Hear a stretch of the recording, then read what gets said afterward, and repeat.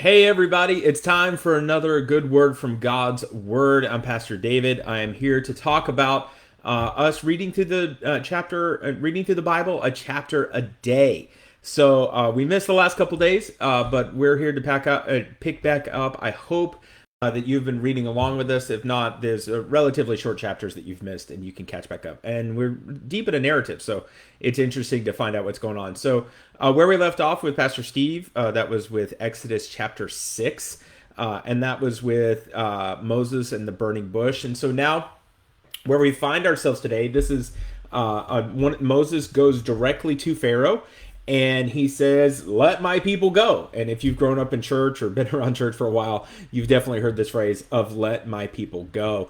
And so Exodus chapter 8, which is where we're specifically talking about, we see the three of the 10 plagues happen. We see the frogs, which is the second plague, and then gnats, and then flies. And in each one of these instances, Moses is not actually asking for them to be free. He's asking them, like, hey, can we just go worship the Lord? Can we just go, let us just go take out and make sacrifices to the Lord? And Pharaoh won't even let them do that, which is just crazy. But every time a new plague would come, like, here comes a whole bunch of frogs. And Pharaoh's like, okay, yeah, you can go. And then all the frogs die. And he's like, no, you can't go. And then all the gnats come. And Pharaoh's like, okay, this is ridiculous. I can't stand this.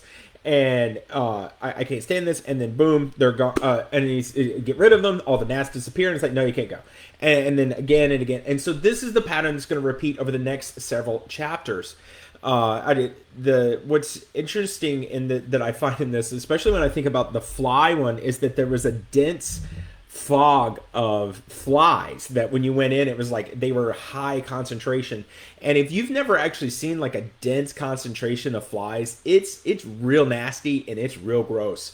I remember there was a time where I found myself in this situation. I was on a missions trip to Arizona.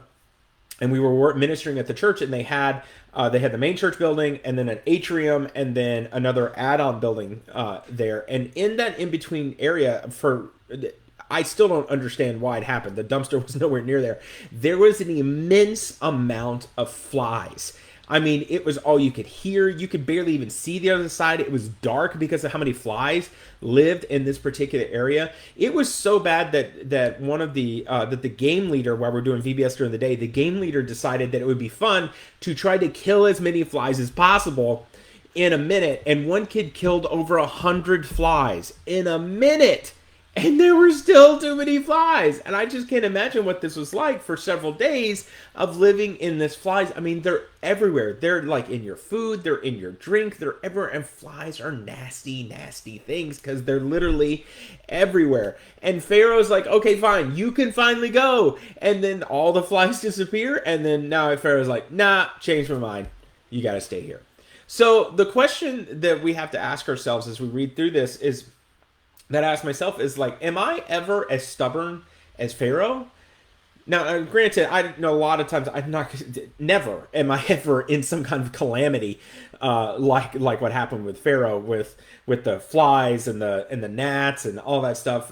But there are times where like you ask God for a sign, or you're going in the wrong direction, but you're not willing to accept that you're going in the wrong direction, and then you decide, and then God's like sending you sign after sign. He's sending you people, bad things are happening, and you're like, oh, I just need to like stay away from this, but I don't want to.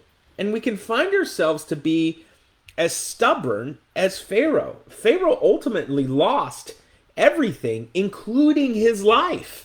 If we're going to find this out later on in the story, Pharaoh, when he finally lets the people go, the entire Egyptian economy is decimated, regardless of whether or not the slaves disappeared. The Egyptian economy is decimated, and then he takes his entire army, and they die in the Red Sea, including Pharaoh. Like, they're all gone. So I ask you this question. What is God telling you? What is God talking to you about? What do you feel like the Lord is leading you to, and you're not listening? It could be good, like, hey, you need to go take that job, or you need to go and tell this person about Jesus, or you need to or go and care for these people, or it could be bad. And it's like, hey, you got to deal with the sin issue. You gotta quit looking at those things. You got to quit doing those things, and that you are not listening to them. Someone's coming to you and telling you, hey, you're going the wrong direction, and you're saying, no, I'm out. And you may even make the decision, hey, I'm going to go, and then you change your mind later and you fall yourself back in. I encourage you, turn to God, lay your burdens at His feet, follow His direction, and I can guarantee you, you will never ever regret following God. So that's today's good word from God's word. I hope you're doing awesome.